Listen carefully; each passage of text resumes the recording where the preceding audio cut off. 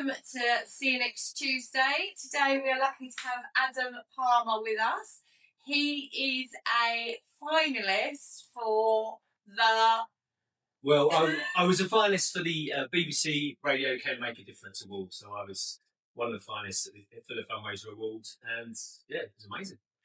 And tell us a bit about your fundraising, how you got there.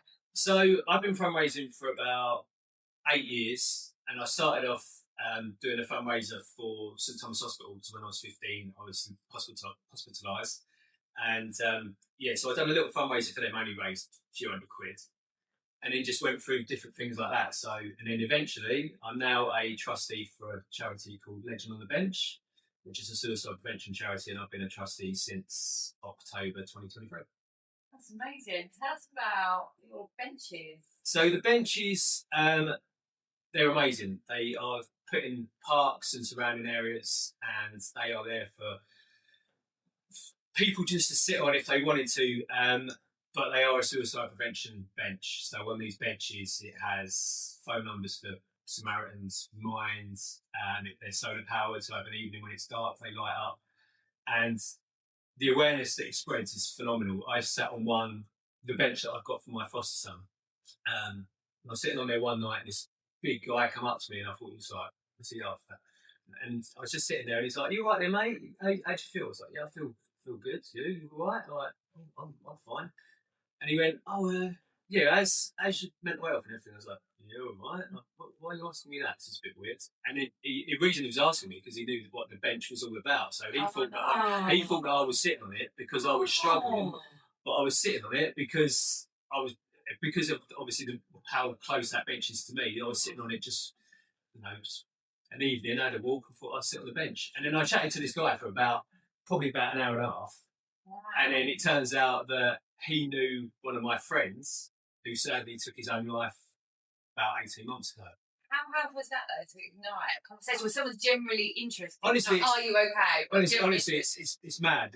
Every time I walk through the park where the bench is, the amount of people, if I sit on it, would approach me or just go, "Are you the guy that..." Because I was in a local newspaper for when I had the bench revealed. "Are you the guy that got this bench?" It's like, "Oh, is it Jake? Is it Duke? What's his name? Is it Jack?" It's like, his name was Duke, who was living with us. And I'm like, "Oh, tell us a story." And then, oh my God, it's like inspirational what you're doing. And it's not just about me. It's like, I don't ever take any accolades or anything like that. I just do what I do. But yeah, it's amazing. It's so powerful. And like I say, if we can save a life with a bench, it's incredible.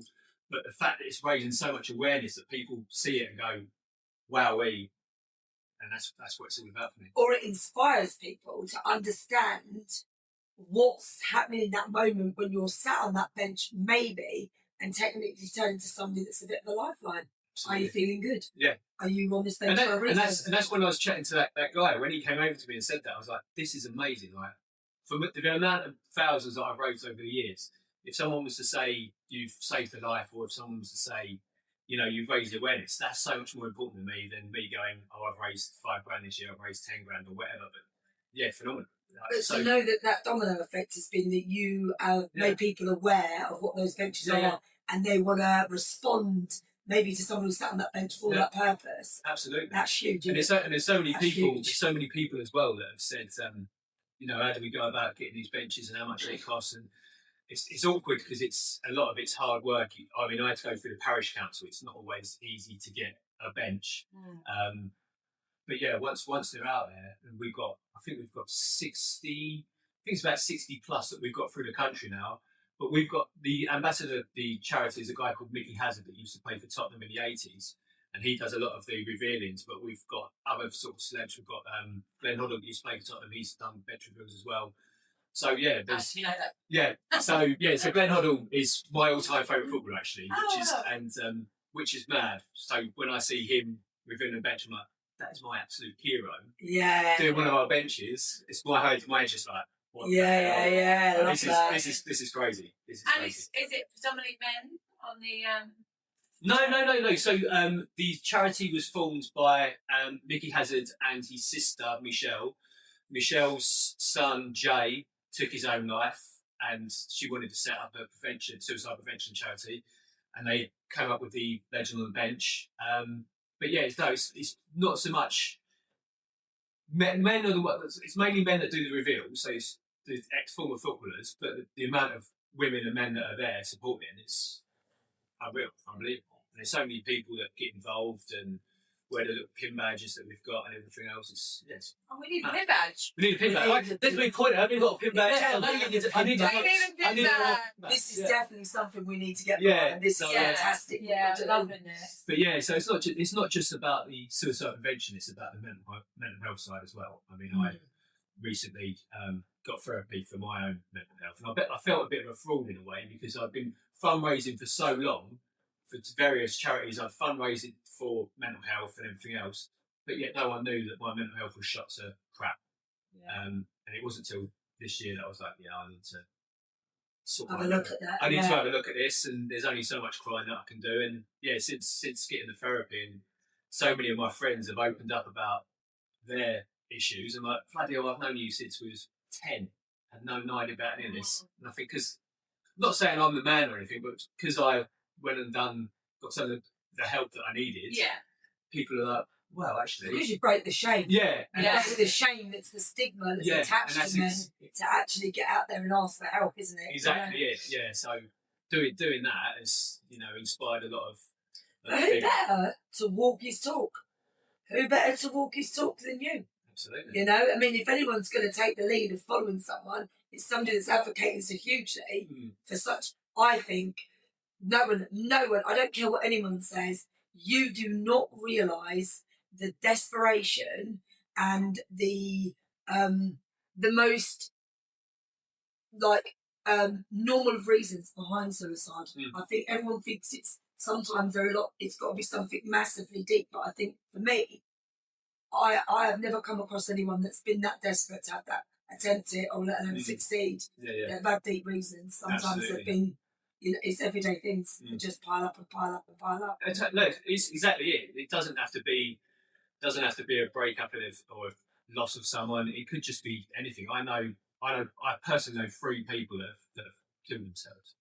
And wow, that's mental. Yeah, so it was one of my good friends from school who, I mean, we was talking earlier about social media and, as amazing as it is, and I use it a lot for fundraising and promoting and bits and pieces like that, but you look at it and go, wow, that person's got an amazing life. And one of my friends that took his own life, living in America, literally every time you saw a photo of him, it's like, oh my God, he's now jumping out of a helicopter, he's surfing, he's on a motorbike, he seems like he's having the best life. Killed himself. Yeah. Killed himself. So when one of my schoolmates went, have you heard about so-and-so? I was like, what about him? He's killed himself. Like, you are joking. Yeah. Like, that literally hit me like a ton of bricks. I was like, that is horrible. And then Duke, that obviously lived with us, he had his demons and they got too much. And a lot of it's loneliness. A lot of, as soon as people are alone and feel that they've got no one to turn to, and if it's the early hours of the morning and they need support and everyone's in bed, and there is a lot of loneliness, because I think we've touched on this a few times, that actually you can feel surrounded by people but still feel really lonely. Person in the room. Yeah. Wow. Yeah, and the other person was one of my oldest friends. His dad hung himself. Literally, took his own life. And so it's heartbreaking.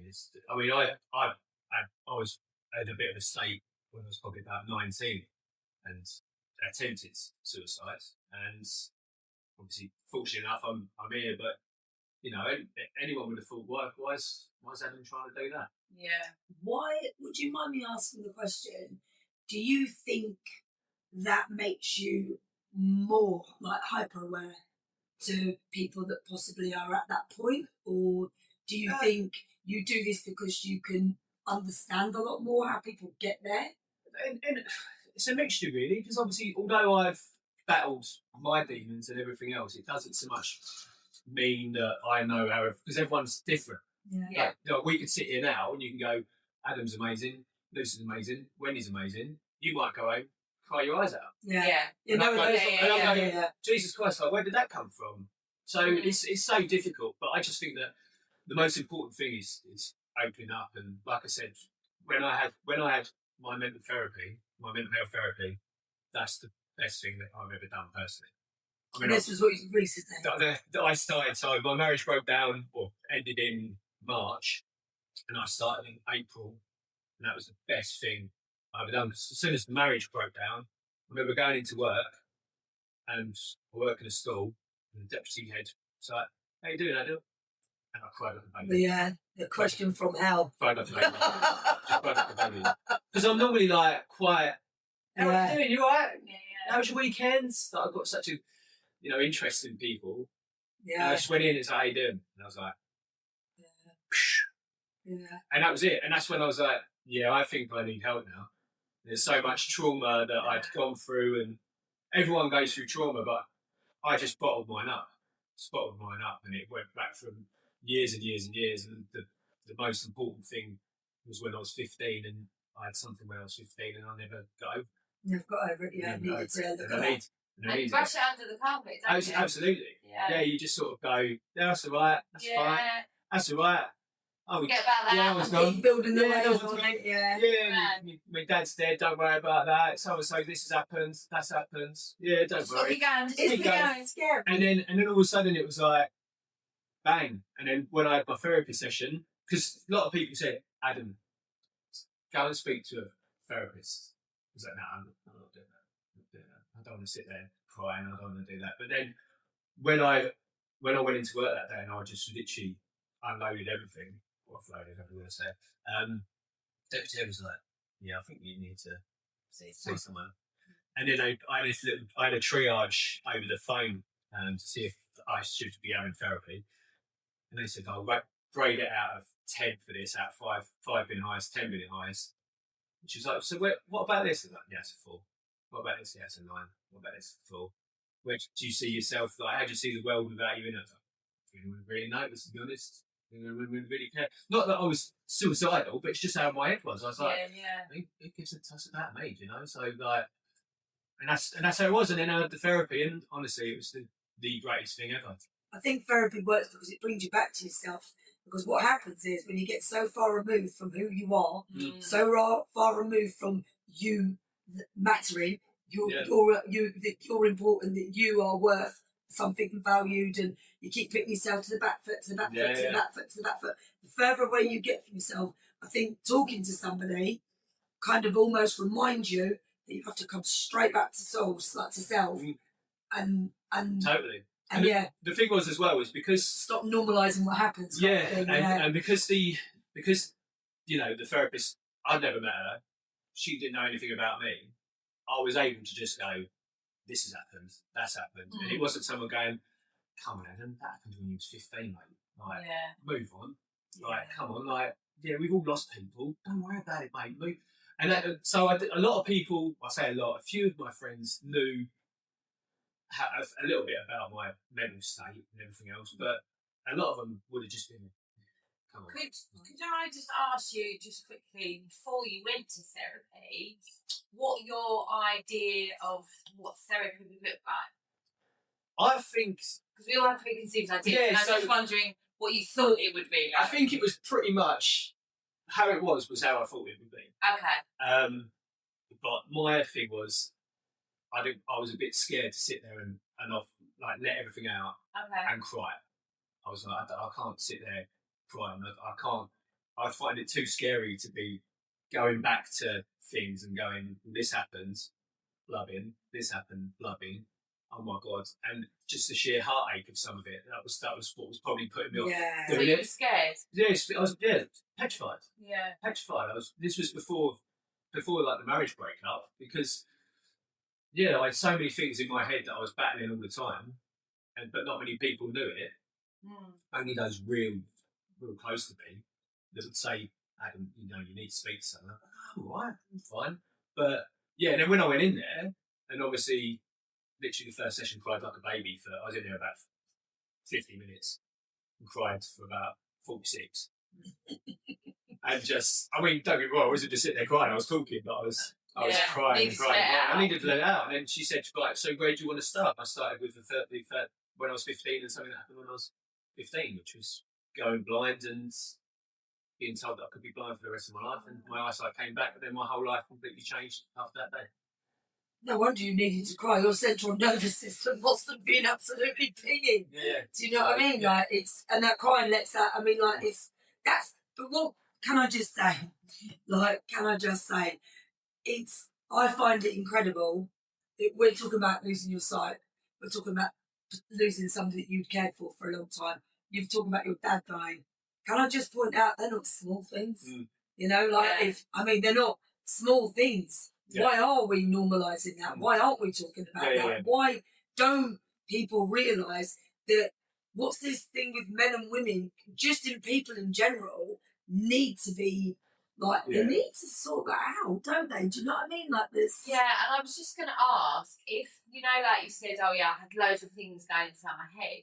Could you really identify why, or how did it manifest? How did it come out for you? Just so that people, because I think sometimes oh well, I know that because this happened 15 years ago, but I only know that because I went to therapy, and I was like, oh, that's why I behave like that, or that's why I do that. So No, I wondered for you. So with the eyesight thing, because my life completely changed. I mean, I was from probably the age of about 3 years old. I was just football, and I was bloody good at football. And then I lost my eyesight. My eyesight came back really slow. So I've got damaged optic nerve, so I'll never be able to drive. I can't see clear enough from a distance, but because of the nerve damage, there's no lens that will fix that. What caused that? Caught the flu off my mum. Yeah, caught the flu off my mum. Yeah. Oh my God. Yeah, so basically caught the flu off my mum, and then it made me get like a pain in my eye. And I remember going to football one Sunday, so I was playing Sunday league football, and all of a sudden, I woke up in the morning, I couldn't see out my right eye. It was like completely blind, like nothing, no light, no anything.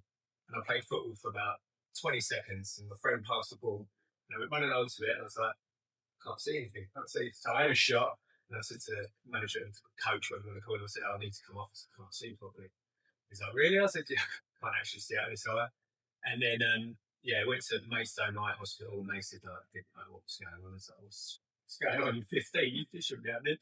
And then I went home, and then my parents got a phone call to say that I needed to go to St Thomas Hospital in London, and then driving up to St Thomas Hospital in the car with blind and mouth, literally in the car. Oh wow, scary. Yeah, so I went from being able to see perfect 20/20 vision to not being able to see out of that way, to then on the way to London not being able to see out of either. Wow. And yeah, my parents were told that I'll be blind for the well. They said that if they was trying all these tests and said if this doesn't work, then he will be blind for the rest of his life. But the thing was, because I was like, this is what I want to be. I wanted to be a footballer. I wanted to be a sports journalist. That's my thing. And then I couldn't play football anymore, so that was gone. So that messed up my head. I was like, that's all I know. That's all I know. I used to walk past the roll of sellotape and do like 50 key guppies with it. I was just obsessed with football. And then I never got over that. Never ever got over. And I mean, a lot of people would go, yeah, but your eyesight came back, so you should go, yeah, but you're lucky that you can see. So if that happened now, so obviously I'm 43, I've experienced a lot. If it was happening now, I'd be like, wow, like I'm living now. Like I was 15. And that was your life. And that was my life. And then that's from a small child, like that little child, knew to know even what you want and to want it that bad that you were, like the repetition and putting the work in to get that good at that age, to have that taken off you. And that was it. Like, I made loads of new friends because all my friends were still playing football. And it broke my heart that they were playing football and I couldn't. Oh. So I was like, a lot of my friends would probably think he ditched us for others, but it wasn't like that at all. It was heartbreaking. It was heartbreaking because they were playing football. If this was at school, they were playing football at lunchtime or after school, and I was good.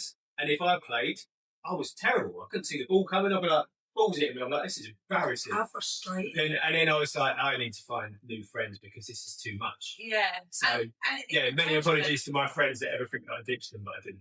I think, like, the judgment that you think, oh, well, that happened, I should be grateful I got my sight back. But who's judging us? Yeah. Who's saying we should be grateful for this and we should be ungrateful for that and we should feel this about this? Because actually, you losing your sight is how your experience, and I think we need to ram home to everybody that your experience is yours and how you feel in those experiences. How you feel. And everyone's different. Like I could lose my dad and I'll to be honest with you, I'd probably do a little happy dance and probably have a 3-week bender. But that's not going to be the same for everyone Yeah. else. Oh yeah. So When I think we need to normalise that actually experiences Are individual. and to you, and you can feel exactly how you want to feel. when you said about losing your dad. When I lost my dad was my absolute hero. Yeah. And when my dad got diagnosed with cancer, Halloween, when was it? 2018, and then he died November 29th. So he had it less than a month. So he literally. Wow. Was it cancer? Cancer, yeah. Yeah. And me and my brother, we hadn't spoken for 7 years. We hadn't spoken to my dad for years, and then we got back in contact, and then he started seeing mum and dad again, and my sister, and then dad died, and that was that was heartbreaking, and then you have to be strong for everyone else because you don't like the kids have obviously lost their granddad and everything else, and mum's lost her husband, but you still got to be sort of as strong as you can be. But that was heartbreaking. That was awful. Literally, my hero just died. Yeah. But then there's been other things. There's a lot more. I only said like three key things. There's more than that. So I don't obviously need to go into detail. But my ex-wife, I found her dad dead in bed. So there's been loads and loads of things that over the years have just built up. But because of obviously the eyesight thing from so long ago, I just kept on to them. Just like, oh, that's all right. That can stand in the back of my head. And like I say, when the marriage broke down, that was it. It was like, shit, the bed. This is all coming out now. I can't keep hold of this stuff anymore. Yeah. And I think since having the therapy, after the first session, like people might have thought, why do you want to do that again? You've literally just cried. Like I was like, yeah, but they're not all going to be like that. They're not all going to be me crying. But then there'll be a little. And the therapist was amazing. She was just subtle things that she would say, and it'd be wow. Light bulb moments. Yeah. Light bulb moments. Yeah, full on light bulb moment. I'm like, so that's why I think the way I think. That's why I do what I do. Yeah. That's why I am the way I am. Yeah. Why do I do that? Who's judging me? Adam. Yeah. No one else is judging me. I'm judging myself because I'm thinking, Lucy's thinking, you look like this. Wendy, Adam looks like that. And that was me. I'd be looking at you now. Old Adam would have been sitting there now like, I wouldn't have been able to do this ages ago anyway. I'll be petrified. But I'd be sitting there thinking, if people are looking at me on camera, are they going to think, oh my God, Adam's got one eyebrow bigger than the other, he's got one ear bigger than the other, his trousers are white and his shoes are white. Whereas now, it's just, life's too short. But I think the universe knew exactly who they were picking when they chose you to be this person, to show up for people that are in that moment of desperation. They knew exactly who they chose. I think you're amazing. Yeah. That's what I think. Yeah. And regardless of whether you will take that compliment or not, right, I'm going to say it because, somebody who has a story, who doesn't realise they have a story, that has never ever stopped trying to find solutions or a way forward is definitely the light that people need to see. Yeah. Definitely was meant to be you. They did not get that wrong. Yeah. And I think just raising that awareness so much and how much impact that has already and potentially for the future as well. Yeah. I'm a massive believer in fate. So on my last therapy session, the therapist said to me, Adam, where do you see yourself in 10 years? So that's easy. I said, I'm going to be on the beach in Miami, getting ready to go and watch Miami Dolphins play NFL.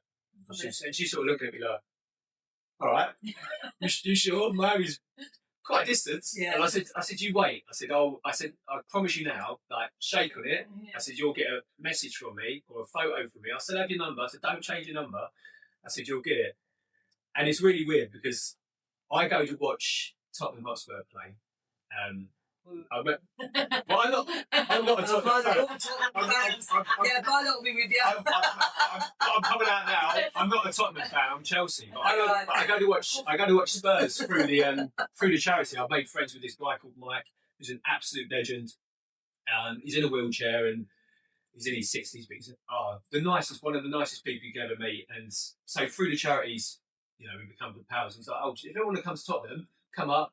Don't have to pay. I'll put you in as my carer. happy days, brilliant. Here we go. We'll watch some games. We went 1 week, and these 2 blokes were there. I think one was probably 15, but apologies if he wasn't. And his son, 30s, mid-20s. And we was chatting away, and Mike went, "Oh, this is Andreas and this is Somar. They're from Miami." And I was like, "All right." I said, "That's amazing. Like, why are you watching Spurs?" "Oh, we're originally from Honduras. There's a player that used to be from Tottenham that's from Honduras. Had this story. We don't know where we're going. All right, we'll show you around Spurs. Happy days." Didn't think anything of it. And then obviously when I had the therapy, he said about Miami once again. Didn't even think about them. Then a little while ago, I got a message on Messenger from Andreas saying, "I'm inspired by your fundraising. How's Mike doing? Is he still doing his fundraising?" "Yeah. When are you next going to Spurs?" "Yeah, I'm going to watch Spurs. Just went the weekend, just gone." I said, "I'm going again in November." And he said, "Oh, brilliant. I'm going to the one in November. When I come to England, can I come and watch your football match? Because we play football every Sunday. I've got me and my mate sorted out 7-a-side. We do it for building up a community. We do it for mental health, really. And playing football. We love football." So anyway, Andreas said to me, "Yeah, I want to film you. I want to do an interview," because he does a lot of work in Miami. He used to work for Miami Dolphins and into Miami football team. So Of course it is. yeah. So anyway, I didn't even think of it. And then he said, once, and I hadn't even thought about what I said at my therapy session. I'm just having a conversation. That's because the universe has got you back. Yeah, and then we was chatting away, and he said, "Oh, I want to come and film. I want to do this and I want to do that, and I'm going to share it on my socials. We'll share it in Miami. We'll put it on YouTube. Blah blah blah. This is how it's going to look amazing." And I was like, "Hang on a minute, Miami therapy." So I told him the story. He said, "Yeah, you can come and stay whenever you want. I'm half an hour from Miami Stadium." I was like, "What?" Who's waiting 10 years, baby? That's right. What the absolute? I couldn't Yeah. believe it. I was just like, what? I can't. What is this? But there's been so many things. But Yeah. you meant it though. When in that moment, you meant what you said. That But- And you chose you. You chose you in that moment Yeah. as well. I've Yeah. got to drive this home to people. You've got to choose you. Yeah. You've got to. It's what helps. It's part of the cure. It's part of the process, isn't it? Yeah, it's mad. But there's another story as well. So when I had my interview for the Make a Difference Award, this lady from Radio Kent, so she'd done a film and then she'd done an interview, and it's like 4 minutes long, and it was played on Radio Kent. No disrespect, but I don't really ever listen to the radio. I'm not saying Radio Kent's not very good. I don't listen to it. I don't listen to any radio stations. So she messaged me saying it was on the breakfast show. Have you listened to it? I said, "No, I don't really listen to the radio at all." And she said, "Oh, I'll send you the link." I was like, "All right, cool." She sent me the whole breakfast show, which is like 4 hours long. But where's my interview? So I'm going through. So I'm sitting with my daughter Molly, and I get to this song. It's like, "Molly, me and you love that song. It's like amazing. We listen to this all the time." And then I found the interview, and he listened to it. Amazing. And then I said to Molly, I said, "Let's go through the songs." So we started at the beginning. First song, "Sweet Caroline," which was the song played at Duke's funeral. Wow. So, oh my God. So straight away, I messaged one of Duke's best friends, rang him up. I've said, "You're not going to believe this." Like, listen, he's like, "Oh my God, this is meant to be. This is insane, mental."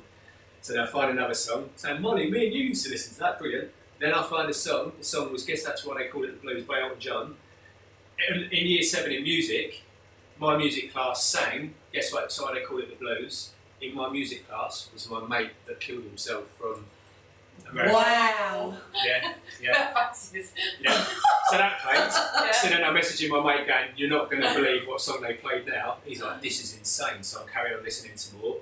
Then there was another song. I was like, "Oh my God, another one." And then my dad's the last song they played, my dad's all-time favourite album, Dire Straits, "Salt and Swing," last song. Salt and Swing. No way. Oh my God. I was like, so it was almost like she sent me that breakfast show for me to go, all these people are looking out for me. Yeah, just to show you, sometimes you have purpose and you don't even realise that you have purpose. And it's almost like they're all giving you the thumbs up, like, this is what you're bang on path for what you're meant to be doing. Yeah, it's honestly, I don't think I've ever got upset listening to a radio radio show. I was like, oh my god, this is. Oh, wow. I just couldn't believe it. Like every time a song came on, it was something that was of relevance to. Yeah. I was like, oh my god, and I listened to this. Oh my god, and then they played that song, and I remember listening to that because I've got memory like an elephant, so I can tell you a bit autistic. I think like, I can say, oh, the first time I heard that song, I was so and so, and then they played that song. Oh, that was played on the night that I wanted to kill myself. It was just. Oh God. Yeah.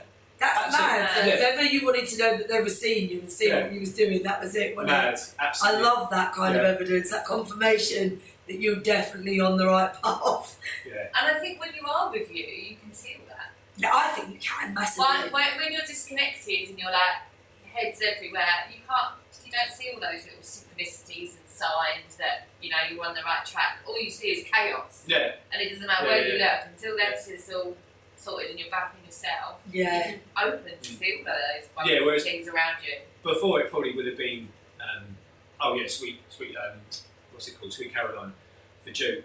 But all the others, I wouldn't have thought, oh my god, that reminds me of so and so from music club. But because my head's so clear now, so different, and see the world differently. I'm like, idea. So just one thing I want to touch on was crying. You mentioned crying quite a lot, and I know stereotypically men don't cry. Oh, wait. No, which is great. But what do you think holds people back from crying? I don't know. I think it's probably that stigma, like you said, that men don't cry. Yeah. Like at school, if you cry, you're a pussy. Yeah. You're a wimp. What are you crying for? Get up, you dickhead. Yeah. And then you take that through your adulthood because you think, so and so when we was doing PE, when I fell over and really hurt my knee and started crying, they said that was a wimp. So I don't want people to think that I'm a wimp. I don't cry like I used to, but I could watch a film. I'm quite sensitive and be like, oh my god, welling up. And people might look at me and go, why are you crying over that? I'm like, what do you mean why am I crying over that? It's emotional. Mm. And your first session of 46 minutes, you said, 46 minutes you stopped for out of a 50-minute session. What was it like to be able to have that time just to cry and let it all out? I left there feeling like, I'm naturally thin anyway, but I left there feeling like I was made of air. Like I could just that light, because it was just, and even when I spoke to people and said how it went, I was like, so tell me about it. I said, I just cried. I'm like, well, you going to go again? So yeah, I'm going to definitely 1,000,000% go again. Like if she was to say come back tomorrow, I'd go back. Yeah. I said because I just needed to get it out, and I just needed to go over so many things and just be like, look, I'm going to cry because my dad's dead. I'm going to cry because this happened. I'm going to cry because that happened. I'm going to cry because my brother didn't talk to me for so long. I'm going to cry because this happened. Cry because that happened. And it just came out. And then the next time I went in, I cried a little bit, but then it was just able to listen more rather than me just go, oh my god, like, this has happened. I think that's really powerful, really. To be that safe in that moment, in that hour with that person, and be able to just let it go. That is really powerful. I don't think that makes anybody weak. I don't think it takes it takes a powerful person to be able to open up those channels and let that come out personally. Yeah. Vulnerability is strength. Yeah, massively. Yeah, I see it. I see things totally different now. Like I say, if someone was to say to me, would you advise someone getting therapy if they needed it?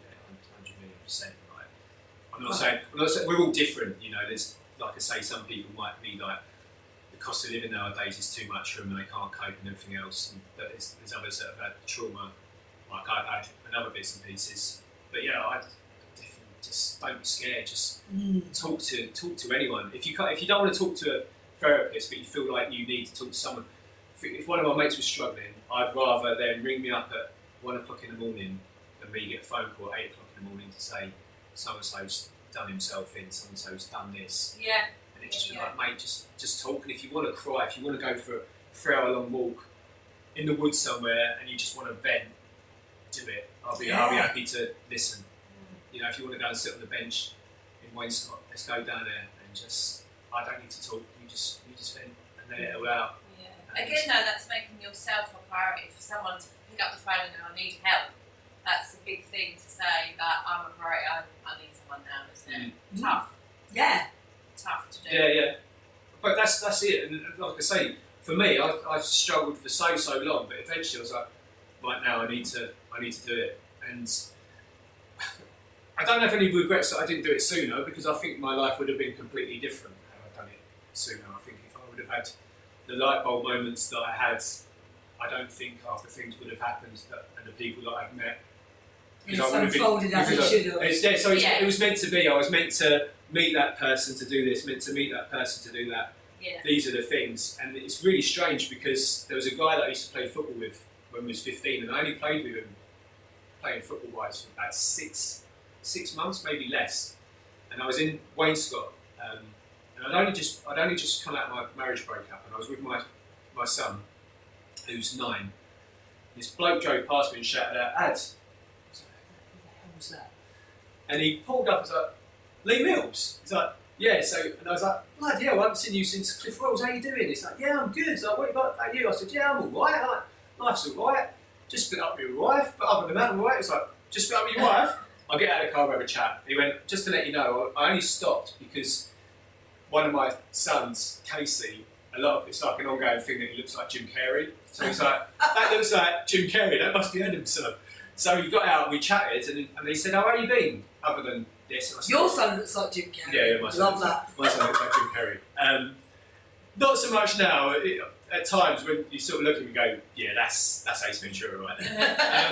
But yeah, so we were chatting away, and then he said, "So what's going on?" I said, "Oh, I'm do fundraising, I'm part of this, and I've got a bench coming in," because we was at that park, because it's really weird. And then he said, "Oh, we was kicking a football around, me, him and my son, where the bench is now," which is really strange thinking about it. And then it was like, "Oh, yeah, I'll come along to the bench review. When is it?" I said, "Oh, it's in 2 weeks," or whatever it was. I said, "I'll just let you know I'm doing a charity football match in May. A couple of people dropped out. Do you want to play?" He's like, "Yeah, I'll play." I was like, "I haven't played football with you for years and years and years." And then after the football match, he came up to me and said, "Oh, I've got a video for you." And he showed me this video. It was a message from a guy called Scott Minto, who used to play for Chelsea. And it was a message from him saying, "Congratulations, Adam, on your fundraising. Scott Minto here." Like, "Oh, bloody hell. Like, sorry, I can't be with you. You're an inspiration. Lee said you're an amazing guy." And like, oh my God, like another thing that's amazing. And then since then, me and Lee, we've set up the football on a Sunday, and we've got loads of bits that we want to do, fundraising and joining together. And yeah, it's mad how things work out. Where had, like I say, I've not gone for a walk that morning, or not ended up breaking up. They just keep dropping these gems in your path, don't they? And he's it's mad. It's absolutely mental. Still got Adam on a sleep out yet though. Been trying for the last couple of years. I will. Next year. Come and add to you, do I will. Yeah, I will. No, I will do it. I will do it. It's obviously normally on the day I'm working, so but yeah, I will definitely Yeah. eventually. So when we're on that subject, now you've committed, I'm going to say 2026. Yeah. 26, yeah. 2026. Sleep Right, out, me and you. Right. That's fine. But what's next for you? What's going on? What are you trying to do at the moment? What are you trying to achieve? What can people do to help you? Come on. Well, it's fundraising. Okay. And how do they find you? So I've got a GoFundMe page, which is on my socials. Ad Palmer, I think. We'll share that. You share my yeah, GoFundMe. So I do years of fundraising. So a year worth of fundraising. So I do events all through the year. I do quizzes, football matches, auctions, raffle. I'm doing a mini raffle at the moment. I've got a couple of signed books from Julian Dix that used to play for West Ham. He sent me a couple of paperback books. I've got loads of football programs from Tottenham players. So whenever there's an event where it's an evening with whoever, I get them signed. I do mini raffles for them. I've got a Christmas raffle that I'm getting prizes for at the moment. I'm up to 35 prizes. The raffle will be done live on Facebook. I'll donate to that. That will be. Yeah, I was going to say we can get some donations. Yeah, so that will be end of November. We'll do that. Right. So yeah, I'm doing bits all the time, and then next year will be the same sort of thing. But since I've been doing the football on a Sunday, the friendship base and community, I suppose, has got massive. So there's people that I didn't know 6 months ago that started playing football because they're friends of friends, and now they've become good friends of mine, and they're, "Adam, you're an inspiration, you're this, and we love what you're doing." And I'm going to join team forces, like I say, with my friend Lee, and we're going to put on bits and pieces together.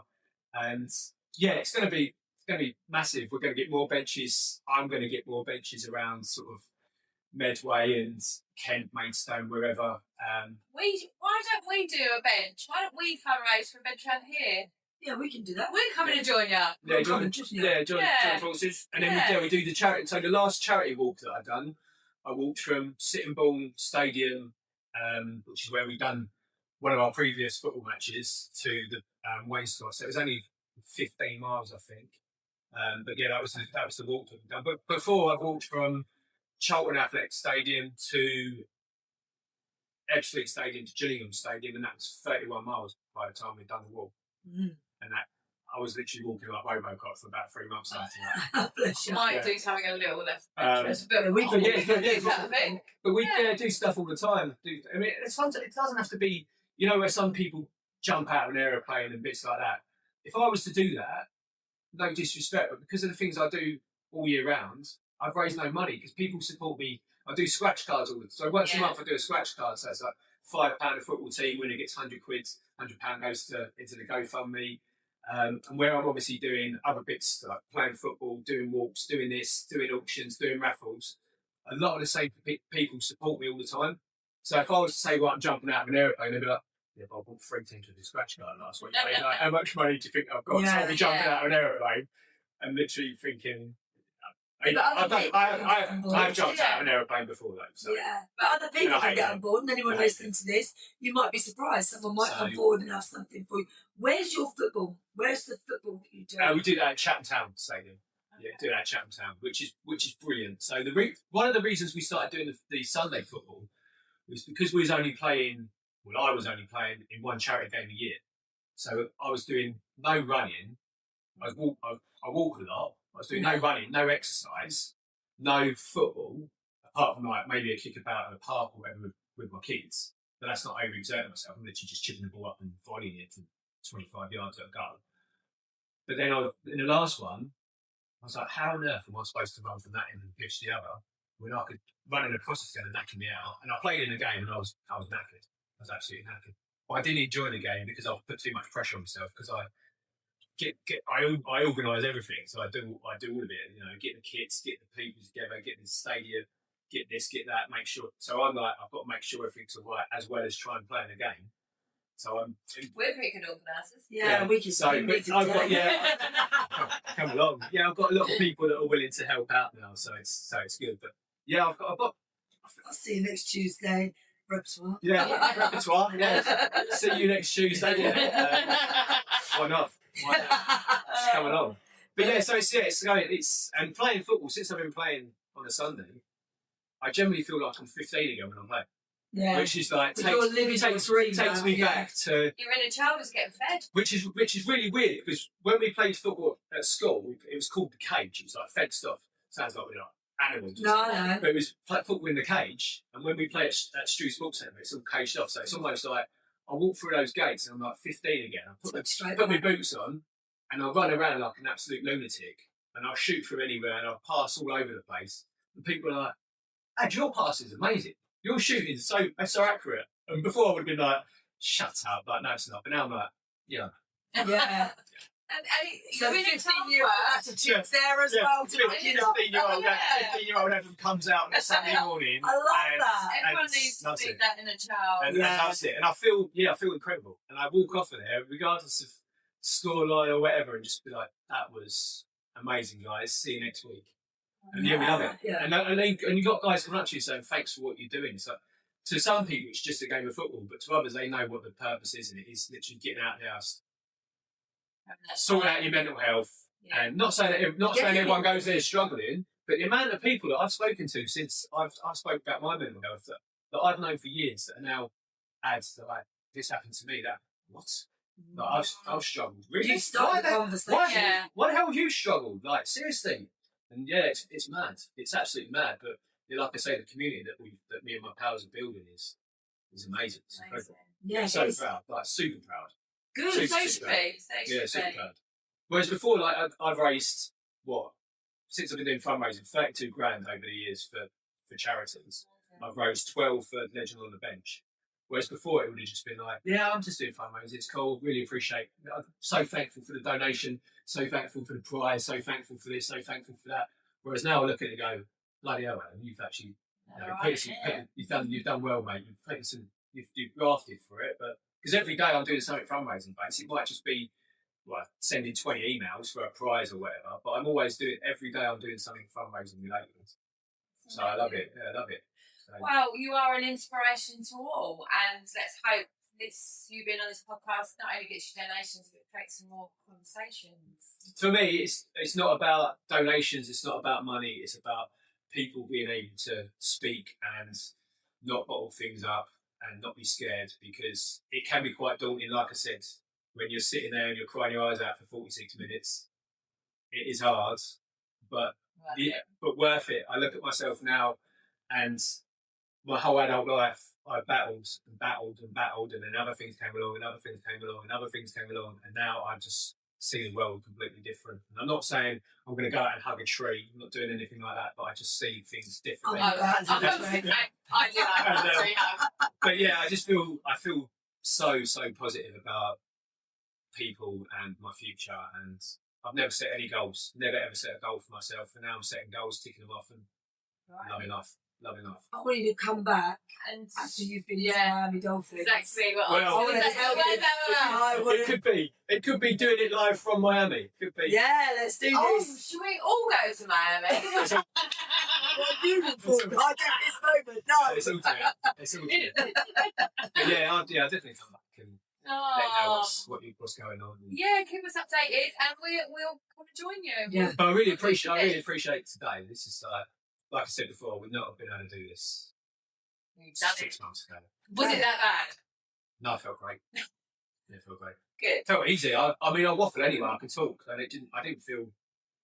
I think everything that you've been through has just been leading you up to what you've been doing. Yeah. I think you're incredible, and I think the fact that it takes superhuman, what's the word? Like guts to actually speak out loud against the norms, right? And as for somebody I am constantly disliked for it. But to be honest with you, speaking your truth just allows other people. I think his delivery is a little bit better than yours. Yeah. It's delivery. It's delivery, yeah. That's what you say. It's deliver it, babe. Yeah, no, yeah, probably, yeah. But this, I mean, it just opens the path for other people to do so. It does. And like I say, that's the most important thing for me. It's like, I don't care if I raise £100,000, but if someone was to say I sat on one of your benches and they stopped me from hanging myself on a tree, that's the most important thing for me. Yeah. I mean, don't get me wrong, raising the money is amazing and it gets more benches out there.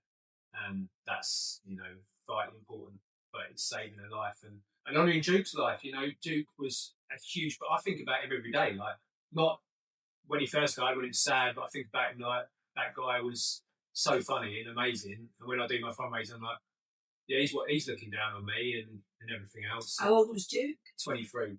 23. And how did you come across Duke? So we did supported living. So after foster caring, there's a thing called supported living, and me and my ex-wife done that. And he was the first person we had. And yeah, my kids saw him as big brother. And he said to me once, he said, I see you as, you're like a dad to me. And I said, yeah, you're like a son to me, dude. Yeah. And we just had such a bond. And he laughed at my jokes all the time. So which encouraged me to tell more lame jokes. Yeah. And he was amazing at football, amazing at everything. And so he really did just slot in, didn't he? Yeah, amazing. Yeah, my eldest son Charlie, he still misses it now. He still struggles a little bit, bless him. Stopped playing football. He was amazing. I was good at football. Charlie's amazing at football. But he doesn't play anymore because of Duke. So stop playing. He might one day. He plays my charity games. Yeah. Plays my charity games. But doesn't stick out because he's 15, but he's got a beard that looks about 25. Yeah. He's well old. Yeah, I've got a 12-year-old that looks 27. Yeah, it was well old. So yeah, but the kids loved him, and he was just amazing. So honouring his life is what I do a lot of fundraising for, is to honour his life, honour Ken's life from school, and my mates don't feel honouring his life like, they deserve to be remembered, not just for people that took their own life, but for what they were before that. Yeah. And you're Love doing a bloody good job of it. Yeah, amazing job. Well done, Amazing you. job. And yeah, thanks again for joining us. Pleasure. Definitely. Make sure I put the link We will to the today. fundraising put for you put the links on. And we will see you guys next Tuesday. See you next Tuesday.